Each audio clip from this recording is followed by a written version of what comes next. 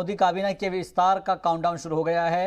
जी हां, कैबिनेट की तौसी आज होनी है, जिसमें आज शाम 6 बजे काबीना तौसी की जाएगी। एंट्री और एग्जिट किसकी होगी ये जानना भी बेहद जरूरी होगा। नए लीडर कौन कौन से शामिल होंगे और पुरानों की छुट्टी होगी ये भी जानना अहम होगा। और जो भावी मंत्री बनाए जाने वाले हैं, जो आने वाले वुजरा हैं, वो कौन कौन से होंगे ये सब आपको बताएंगे। लेकिन पीएम से मिलने पहुंचे सिंधिया का मंत्री बनना तय है ये बताया जा रहा है। और साथ ही साथ घर के बाहर जो तमाम हामी हैं, जो समर्थक हैं, जो सपोर्टर्स हैं, उनका जुटना शुरू हो गया है। वज़ीर-ए-आज़म नरेंद्र मोदी आज शाम 6 बजे काबीना की तौसीक करने जा रहे हैं, जिसमें कई लीडरान की एंट्री होगी तो कुछ पुराने नेताओं की छुट्टी हो जाएगी। मोदी काबीना में शामिल होने वाले जो तमाम लीडरान हैं उनका पहुंचना शुरू हो गया है और शाम 6 बजे काबीना की तौसी होगी, जिसमें राष्ट्रपति भवन में इस प्रोग्राम को मुनाकिद किया जाएगा। शपथ ग्रहण समारोह होगा, हलफ बर्दारी तकरीब मुनाकिद की जाएगी और जिसके जरिए समझने की हम कोशिश करेंगे कि आखिर जो सियासी समीकरण है वो कैसे साधा जाएगा।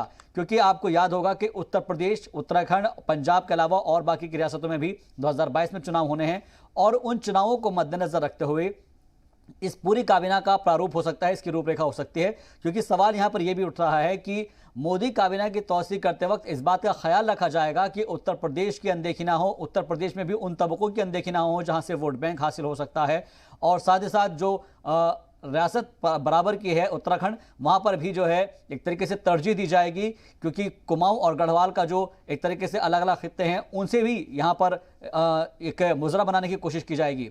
तो आज शाम मोदी काबीना की 6 बजे तौसी होने जा रही है, जिसमें राष्ट्रपति भवन में इसमें हलफ बर्दारी तकरीब मुनाकिद की जाएगी। कई नामों की अटकलें हो रही है और कुछ वज़रा की इसमें छुट्टी भी हो सकती है। काबीना तौसी से पहले वज़ीर-ए-आज़म मोदी से मुमकिन वज़रा की मुलाकात जारी है और कई बीजेपी के लीडरान भी पीएम से मुलाकात करेंगे, जिसमें नारायण राणे, ज्योतिरादित्य सिंधिया और सोनोवाल पीएम से मिल चुके हैं।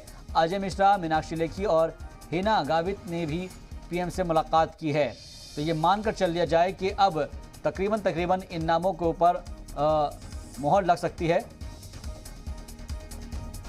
इस खबर पर ज्यादा जानकारी के साथ जी मीडिया रिपोर्टर शुएब रजा हमारे साथ जुड़ गए हैं, बराह रास्त उनका रुख करते हैं। शुएब, क्योंकि मोदी काबीना की आज तौसीह होने जा रही है और इस कैबिनेट के विस्तार के अंदर हम आपसे चर्चा करना चाहेंगे, पूछना चाहेंगे कि कितने बजे ये तौसीह का प्रोग्राम होगा, शपथ ग्रहण समारोह कहां पर होना है, कितने बजे ये प्रोग्राम होगा और कौन कौन से वुजरा या फिर कौन कौन से लीडर इस वक्त पहुंच चुके हैं, जो भावी वुजरा की जिसे हम कह सकते हैं कि जो वज़ीर-ए-आज़म मोदी से मुलाकात कर चुके हैं, और क्या आगे का प्लान है।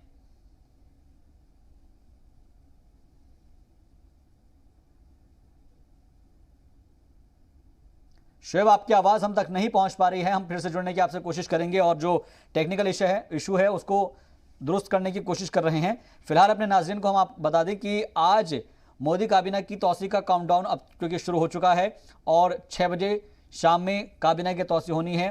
कौन कौन से लीडरान की एंट्री होगी, कौन कौन से लीडरान की एग्जिट इसमें होगी, नए नेता शामिल होंगे, पुरानों की छुट्टी कर दी जाएगी, तो वो कौन नाम है उन पर चर्चा करने की हम कोशिश करेंगे। और जो होने वाले मिनिस्टर्स हैं वो कौन कौन हो सकते हैं, उनको किस लिहाज से कौन सा ओहदा दिया जा सकता है, कौन सी वज़ारत दी जा सकती है, इन तमाम चीज़ों पर हम चर्चा करेंगे। और इसके साथ ही जो सियासी, समाजी, मजहबी समीकरण बनते नजर आएंगे उन पर भी चर्चा करेंगे। जी मीडिया रिपोर्टर हमारे साथ शुएब रजा जुड़ गए हैं, एक बार फिर से उनका रुख करते हैं। शुएब, अगर मेरी आवाज आप तक पहुंच पा रही तो एक बार बताएं आप। बिल्कुल शाहबाज, देखिए मैं बता रहा था आपको कि यकीनन सभी लोगों को फोन तो पहुंच चुका है। जाहिर सी बात है कि वो हालांकि बताने की कोशिश वो इसलिए नहीं कर रहे हैं ताकि कहीं ऐसा ना हो कि आखिरी वक्त में किसी तरह की जो दिक्कतें वो पैदा हो जाए। लेकिन चाहे हम मीनाक्षी लेखी की बात करते हैं, ज्योतिरादित्य सिंधिया की बात करते हैं, इन तमाम लोगों ने तो वज़ीर-ए-आज़म से मुलाकात भी कर ली है। तो ये तय माना जा रहा है कि ये तमाम लोग अब वजीर बनेंगे, मोदी कैबिनेट में मंत्रिमंडल में शामिल हो गए और ये 2 साल के बाद पहला मौका है 2019 के बाद मोदी सरकार पार्ट 2 की अगर बात की जाए 2019 के बाद की दूसरे साल पहली बार ये तौसीह हो रही है मंत्रिमंडल में। इसको लेकर हालांकि कई तरह के कयास कई दिनों से लगाए जा रहे थे, लेकिन अब ये जो बात है वो साफ हो गई है कि इस कैबिनेट में या इस जो नए लोगों को शामिल किया जा रहा है और कुछ लोगों को हो सकता है हटाया जाए, इन तमाम चीजों में चाहे वो क्षेत्रीय समीकरणों की बात की जाए या फिर जो एक तरीके से जातीय समीकरण है, क्योंकि जिस तरह से आप भी कह रहे थे कि कई जगहों पर इंतखाबात है, चाहे जी। वो उत्तराखंड की बात हो, यूपी की बात करें, पंजाब की बात करते हैं, तो इन तमाम समीकरणों को एक तरीके से साधने की कोशिश की जा रही है। इसके अलावा कई ऐसे दल हैं जो गठबंधन के साथी है बीजेपी के, चाहे वो जेडीयू की बात करते हैं या दूसरी जगहों पर भी यूपी में बात करें, तो ऐसे छोटे दल हैं जिनके जो नेता है वो भी मंत्रिमंडल में शामिल हो गए। इस तरह की जो बातें हैं वो सामने आ रही है।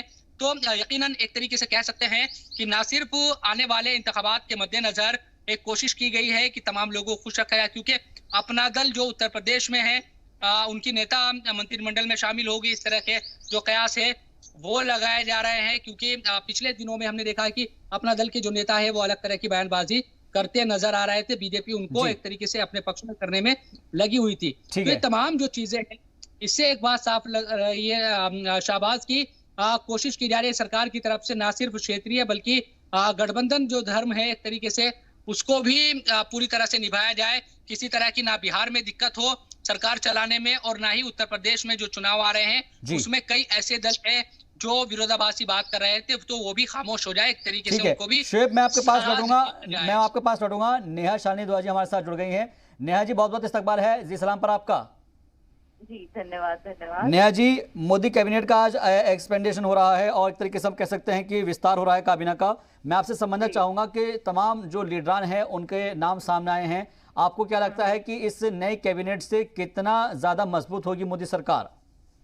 देखिए, आप खुद देखिए, इसमें महिलाओं को बहुत अहमियत दी गई है। कैबिनेट के विस्तार में महिलाओं का भी एक अहम रोल रहेगा, क्योंकि प्रधानमंत्री जी ने आज से शायद लोगों को याद ना हो या मीडिया को तो याद रहता ही है कि अपने 6 महीने पहले जो उन्होंने अपना एक भाषण दिया था 26 जनवरी के दिन, तो उन्होंने यही कहा था कि महिलाओं का योगदान जो है वो हम चाहते हैं कि देश को मजबूत बनाने में महिलाओं का योगदान और ज्यादा हम बढ़ाएं, जो कि और कोई पार्टी में अभी तक ज्यादा महिलाएं हैं ही नहीं। लेकिन आप देखेंगे तो भारतीय जनता पार्टी में पिछले 2 टेन्योर में हमेशा संख्या जो है वो महिलाओं की भागीदारी, हिस्सेदारी और योगदान जो है वो बड़ा है।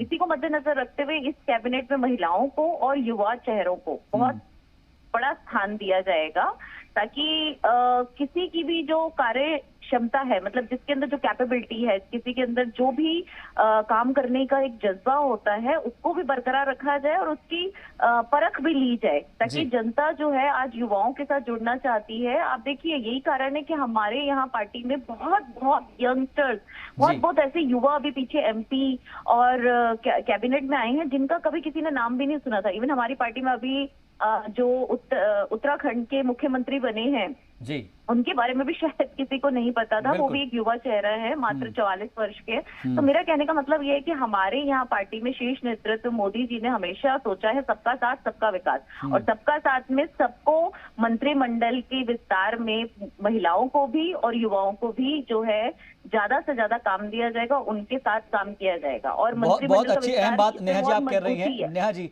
क्योंकि ये कहा जा रहा है कि जो कैबिनेट होने जा रही है ये सबसे ज्यादा यंगेस्ट कैबिनेट के तौर पर कही जाएगी, मतलब अंडर 50 के लगभग जो है तमाम लोग इसके अंदर शामिल होंगे। मैं एक चीज आपसे समझना चाहूंगा, अगर आपके पास कोई जानकारी है कि क्या पशुपति नाथ पारस भी आज वजीर ओहदे की शपथ लेंगे? देखिए, ये तो आपको थोड़ा सा इंतजार करना पड़ेगा। मेरे ख्याल से ज्यादा तो नहीं, 4-5 घंटे ही हैं, तो आप इंतजार कीजिए, ये शाम तक आपको क्लियर हो जाएगा। लेकिन मैं इतना जरूर कहूंगी कि हमारी कैबिनेट में ज्यादा मजबूती और ज्यादा विस्तार जो मंत्रिमंडल का है उसमें महिलाओं और युवाओं का चेहरे की बहुत ज्यादा भागीदारी होगी, ये आप समझ जाइए। और ये आपको दिख भी जाएगा, थोड़े चंद घंटों का ही सवाल है। तो इससे जो है बाकी पार्टियों के पेट में मिर्चें लगेंगी, क्योंकि बहुतों को तकलीफ हो रही है कि ऐसा चेंजेस क्यों किए जा रहे हैं। भाई, हमारी पार्टी इसीलिए मशहूर है, इसीलिए दुनिया की सबसे बड़ी पार्टी है कि हम हमेशा अपने संगठन को मजबूत बनाए रखने के लिए बहुत सारे चेंजेस लाते रहते हैं। हम ऐसे जी, बहुत सारे चेंजेस की, नेहा जी आप बहुत सारे चेंजेस की बात कर रही है, उन्हीं चेंजेस को मैं समझने की कोशिश कर रहा हूं कि हम देख पा रहे हैं कि अगर जो अभी तक जो कुछ लोगों के नाम सामने आए हैं जो कुछ मंत्री बन सकते हैं, उसमें ये हम देख रहे हैं कि एक ऐसा समीकरण बनाया जा रहा है कि जो आने वाले चुनाव के ऊपर असर डाल सकता है। क्या ये बात सही है?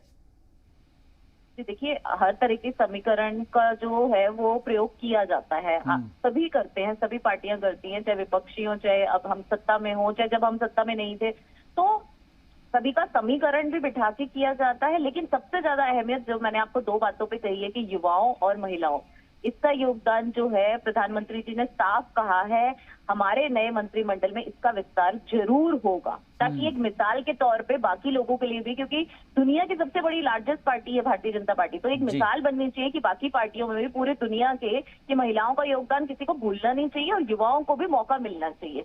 जो बड़े बुजुर्ग हैं उनका मार्गदर्शन हमें चाहिए, उनको भी मंत्रिमंडल में जगह मिलेगी, और ऐसी बात नहीं जो हमारे और जितने भी बुजुर्ग नेता हैं उनका मार्गदर्शन तो हमें चाहिए। अच्छा नेहा जी देखिएगा, क्योंकि कैबिनेट के अंदर तो एक लिमिटेड सीट होती है कि भाई जितने भी जो अलग अलग वजारत होती है, मिनिस्ट्री होती है, उसी के हिसाब से वजीर बनाए जा सकते हैं, लेकिन क्या कुछ लोगों के नामों की छुट्टी की भी बात आ रही है कि कुछ लोगों की जो है छुट्टी भी हो सकती है कैबिनेट से, क्या उनके बारे में कोई आप जानकारी दे सकती हैं?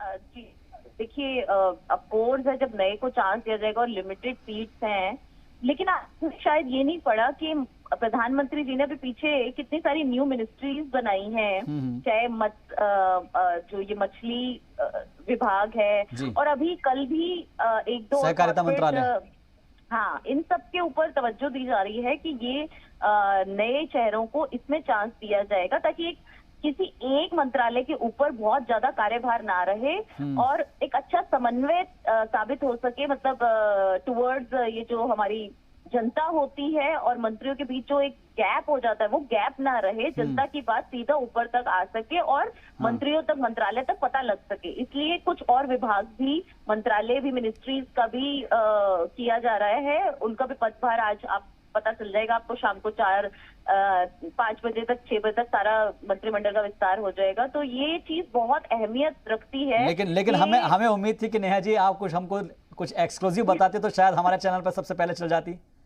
देखिए, एक्सक्लूसिव यही है कि मैंने आपको बता दिया कि फीमेल और यंग चेहरों को बहुत ज्यादा मंत्रिमंडल विस्तार में लिया जाएगा। इससे ज्यादा आप क्या जानना चाहते हैं, वो तो हमारे शीर्ष नेतृत्व ऊपर प्रधानमंत्री जी और जो टीम है, कोर टीम, उन्हीं को ही पता होगा। लेकिन ये एक बहुत बड़ी बात है कि 2 युवा चेहरे और महिलाएं, ये इसमें बहुत ज्यादा मात्रा में होंगे, ये आपको दिख जाएगा। ठीक है नेहा जी, एक चीज और समझना चाहेंगे, क्योंकि कृषि मंत्री हैं नरेंद्र सिंह तोमर जी, उनके पास कई सारे जो वजारत के भार है, कई सारी मिनिस्ट्री उनके पास है, तो क्या उनका बोझ थोड़ा कम किया जा सकता है? इस बात की कोई चर्चा? देखिए, इस पे भी विचार किया जा रहा है कि एक और मंत्रालय, ऑफकोर्स है कि अभी पीछे ये बात भी उठी थी कि तोमर सिंह जो हमारे कृषि मंत्री हैं, उनका कार्यभार, क्योंकि बहुत ज्यादा जब वर्कलोड बढ़ जाता है तो कई बार उतनी क्षमता से काम करने का मजा नहीं आता, तो उनको तो ये मिनिस्ट्री उनके पास ही रहेगी। मुझे लगता है साथ साथ एक और मंत्रालय भी इसका गठित किया जाएगा, जहां से जिसमें किसी और नए चेहरे को इसमें मौका दिया जाएगा। ये मैं उम्मीद रखती हूँ, आगे तो शाम को पता चलेगा आप लोगों को भी कि क्या किया जाएगा। अच्छा, उत्तराखंड में भी चुनाव होने हैं नेहा जी, यूपी में भी चुनाव होने हैं, पंजाब में भी चुनाव होने हैं, क्या इन तीनों राज्यों के हिसाब से हम ये मान के चले कि सबसे ज्यादा जो भागीदारी होगी वो उत्तर प्रदेश को होगी, क्योंकि वहां पर सबसे ज्यादा सीटें हैं लोकसभा की?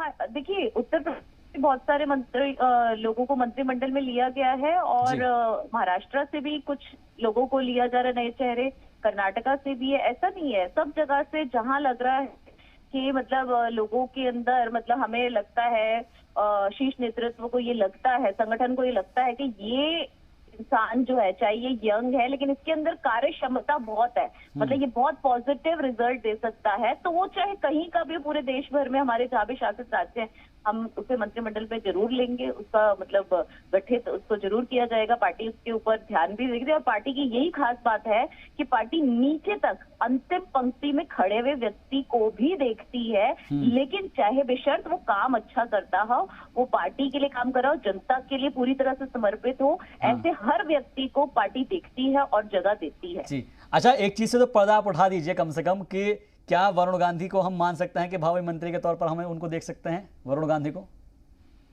जी देखिए, उम्मीद तो हम भी यही रख रहे हैं जी कि उनको भी इसमें स्थान दिया जाएगा डेफिनेटली, और ये आपको बाकी तो शाम तक पता ही लग जाएगा, लेकिन काफी उम्मीद उनकी है कि उन्हें भी इसमें मंत्रिमंडल विस्तार में जगह बिल्कुल मिल रही है, और उनकी कार्य शैली को देखते हुए, कार्य क्षमता को देखते हुए, ये सब मैंने आपको पहले ही कहा, प्रधानमंत्री जी और ऊपर जितने भी हमारा 100 लोगों की एक टीम होती है जो जी। निर्णय लेती है कि यहाँ कौन ज्यादा काम कर रहा है, कौन पार्टी के लिए पूरी तरह समर्पित है, कौन जनता के लिए समर्पित है जी। और जनता के हितों के लिए काम कर रहा है। तो उसको वो चाहे फिर कोई भी हो, चाहे वो कभी कुछ भी ना रहा हो, पार्टी में बहुत छोटे पद पे भी हो, उसको बड़ा पद भी मिल सकता है, वो अध्यक्ष भी बन सकता है और वो मंत्रिमंडल में भी आ सकता है। ये सिर्फ और सिर्फ भारतीय जनता पार्टी में ही मुमकिन है। तो बाकी क्या किसी पार्टी में आने नहीं वाले वक्त में हम भारतीय जनता पार्टी के अंदर नेहा शालिनी जी को एक अध्यक्ष के तौर पर देख सकते हैं और सुन सकते हैं, उनसे बात कर सकते हैं?